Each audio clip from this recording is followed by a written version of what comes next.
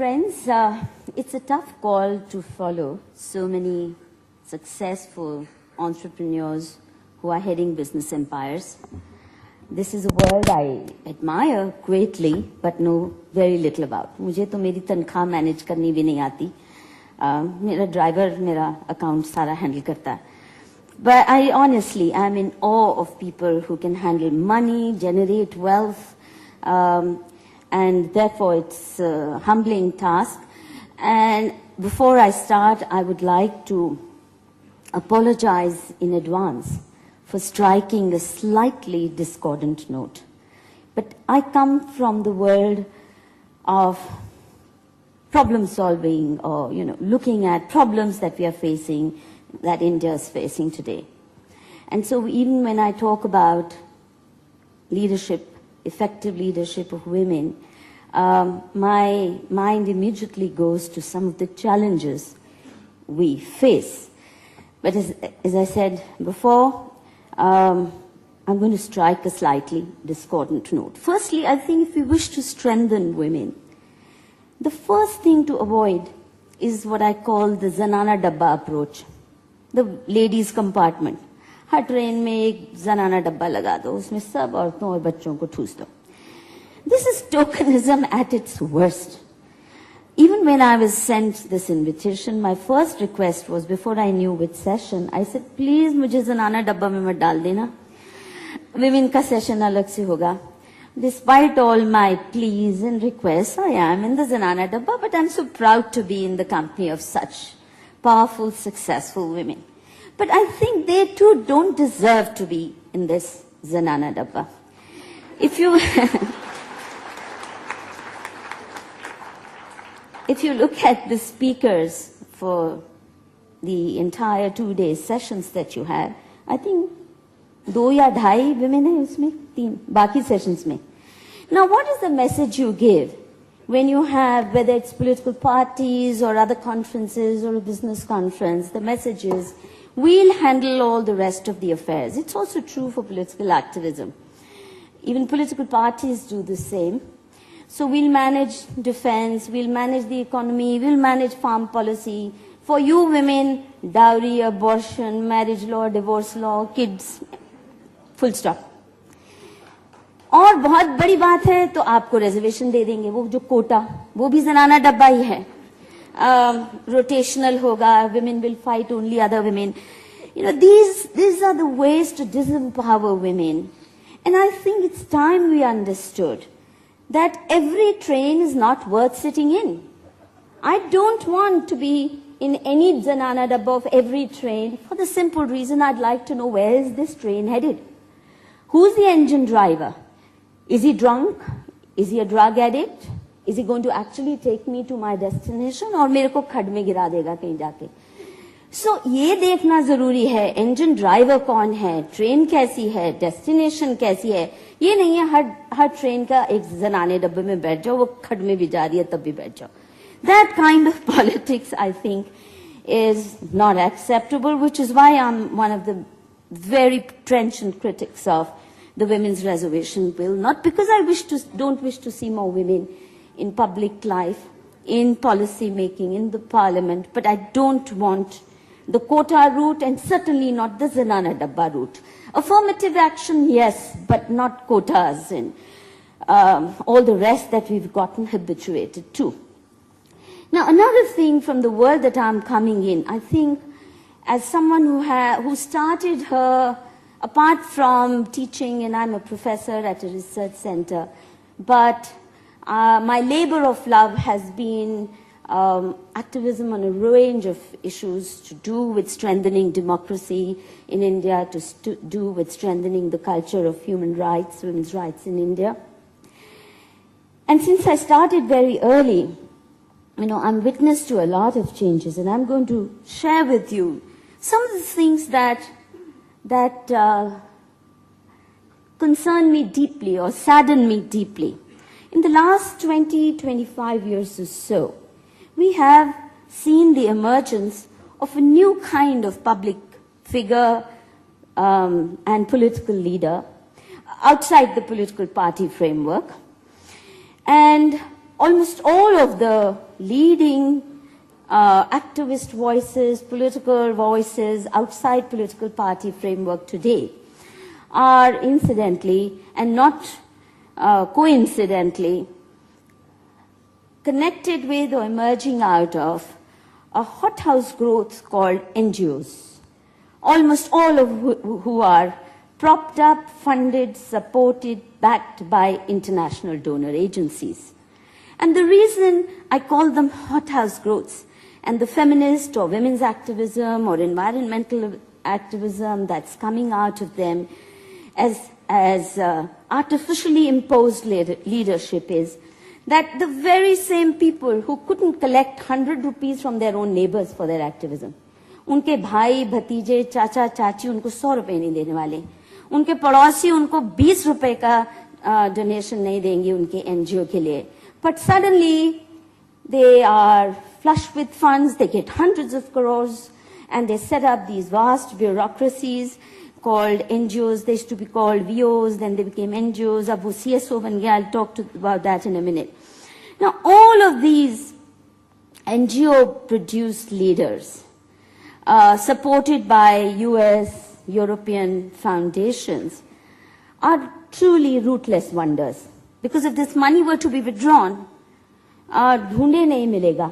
You will have to go with big microscopes to look for these NGOs and their leaders if the money were to be suddenly, because it's all about what I call imported ideologies and export quality activism.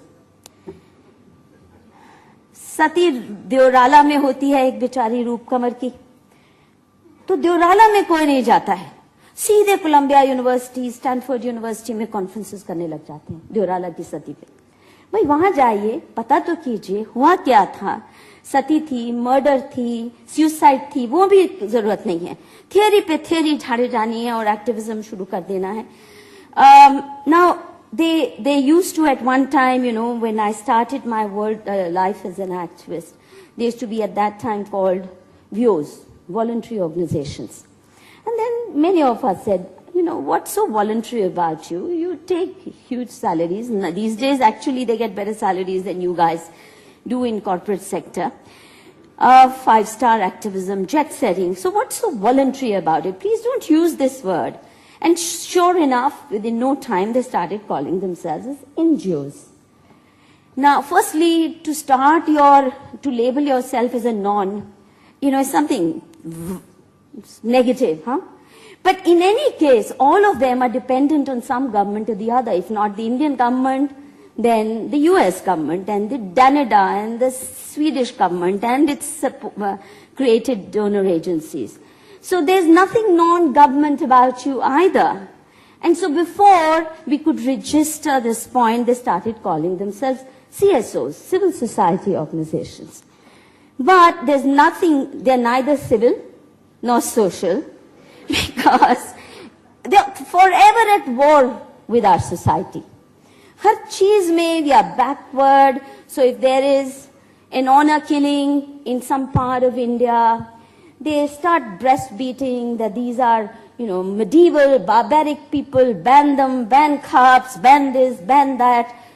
No attempt to find out what are cops, what happened, who killed who, for what reason, how do we stop these murders, do we have adequate laws for them or not. So the point that I'm trying to make is whether it's this issue or that, they are at war with society. So and the vocabulary and their mannerisms are not even civil. You see them yelling and screaming at society from TV studios these days increasingly. And even their conferences, they only meet other NGOs. I've never seen them hold a conference अपने पड़ोसियों के साथ, अपने रिश्तेदारों के साथ. आपको dowry abolish करनी है, तो चलो शुरू करते हैं अपनी फैमिली से ही. अपने भाई भतीजे चाचा चाची सबको मिटा के कहते हैं कि डाउरी नहीं लेनी चाहिए. वो नहीं करना है. अपने घर में सब कुछ चलता है और जब होना है तो ऋतु कुमार की सुंदर साड़ी पहन के डाउरी वेडिंग अटेंड भी कर लेनी है. पर लॉ चाहिए, और वो लॉ भी ऐसा चाहिए, एंटी डाउरी लॉ, जो तबाह कर दे घरों को. which is so easy to misuse rather than. Now, they have, unfortunately, because of the powerful backing they have, they've spread their tentacles deep within the government machinery. They are the ones sitting in the Law Commission. They are the ones sitting in various policy-making bodies. Luckily, not so much in the Finance Ministry, so you don't suffer them as much, except when you invite them at Davos to lecture to you about what's wrong with India. Now, their favorite activity, no matter what the problem, किसी को ज़्यादा छींक भी आए तो एक नया कानून बना दो. The heart of our NGOs bleeds according to the flow of funding. First activity, and I'll come to the law, the draconian laws that they have brought about. If you look at the history of legislation in the last 20-25 years, each of the laws that these NGOs, our NGOs, especially feminist NGOs, have forced upon us are no less draconian than anti-terror laws, than TADA, POTA, and all those laws that they think. Now, when it comes to the rights of Ajmal Kasab and terrorists, there they want due process, there they want, benefit of doubt and all the rest of it. But when it comes to drafting anti-dowry law, when it comes to drafting quickly. We are out of time, please. Then due process is to be. Now, I think the culmination of all this process has been the National Advisory Council, the entrenchment of international donor-funded NGOs, and main agenda, since I have come out of this world, so I'm really scalded, is demonization of Indian society. As I said, सती होती है दोराला में, भागते हैं Stanford और Oxford.